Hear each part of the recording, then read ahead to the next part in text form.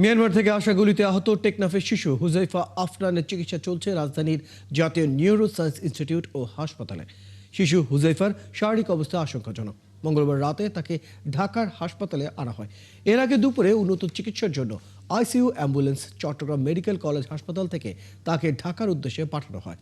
Myanmar সীমান্ত থেকে ছোড়া গুলি মাথায় বিদ্ধ হয়ে শিশু হুজাইফা গত রোববার বিকেল থেকে চট্টগ্রাম মেডিকেল আইসিইউতে লাইফ সাপোর্টে চিকিৎসা নিচ্ছিল। এর মধ্যে গত রোববার রাতে বড় অপারেশন করেও তার মস্তিষ্ক থেকে বুলেটটি বের করা যায়নি। এই অবস্থায় আইসিইউতে লাইফ সাপোর্টে থাকা হুজাইফার মস্তিষ্কের চাপ কমাতে তার মাথায় খুলির একটি অংশ খুলে রাখা হয়। দর্শক, এই বিষয়ে আরো বিস্তারিত জানাতে আমাদের সাথে যুক্ত হচ্ছেন সহকর্মী মেহেদী হাসান। মেহেদী হাসান, চিকিৎসকরা হুজাইফার শারীরিক অবস্থা নিয়ে কি বলছেন, সর্বশেষ তথ্য জানতে চাই। গতকাল রাত 10:45 হুজাইফাকে চট্টগ্রাম মেডিকেল কলেজ হাসপাতাল থেকে ঢাকার জাতীয় নিউরো হাসপাতালে ভর্তি করা হয় এবং সেখানে তাকে প্রথমে কিছুক্ষণ অবজারভেশনে রাখা হয়। এরপরে কিন্তু তাকে তার জন্য যে পূর্ব নির্ধারিত যে পোস্ট অপারেটিভ আইসিইউ সেখানে তাকে ভর্তি করা হয়েছে। এবং আমরা যতদূর জানতে পেরেছি যে সকালে আমাদের ডাক্তারদের সাথে কথা বলেছি, সেখানে ডাক্তার আমাকে যেটা জানিয়েছে যে তার মাথায় যেহেতু গুলি এখনও আছে এবং তার মাথার এক পাশের খুলি কিন্তু খুলে রাখা হয়েছে, এই জন্য হয়তো সে একটু সংকটাপন্ন অবস্থায় আছে।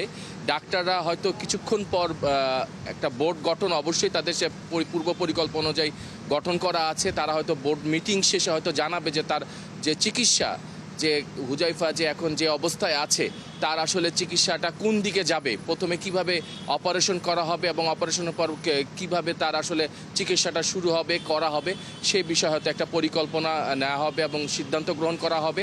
হয়তো আমাদেরকে 10টা অথবা 11টার দিকে যখন সাংবাদিক সম্মেলনে বা সাংবাদিকদের সাথে কথা বলবেন, হয়তো আমরা রয়্যাল আরও বিস্তারিত জানতে পারবো যে তার আসলে সবশেষ শারীরিক পরিস্থিতি কী। আপনি জানেন যে প্রথমে টেকনাফে এই হুজাইফা 9 বছরের শিশু, তাকে তার মাথায় গুলি লাগে এবং সেখান থেকে তাকে চট্টগ্রাম মেডিকেল কলেজ হাসপাতালে নিউরো সায়েন্স বিভাগে ভর্তি করা হয় এবং সেখানে চেষ্টা করা হয় অস্ত্রোপচারের, কিন্তু সেটা মৃত্যু ঝুঁকি থাকায় সেখানে কিন্তু তারা দ্রুত সিদ্ধান্ত নেয় যে তাকে ঢাকার জাতীয় নিউরো সায়েন্স হাসপাতালে ভর্তি করা হবে এবং সেখানে তার আসলে চিকিৎসাটা করা হবে। রয়্যাল হাসান, খবরাখবর রাখতে থাকুন। পরবর্তীতে আরও তথ্যের জন্য আপনার সাথে আমরা যুক্ত হতে পারি।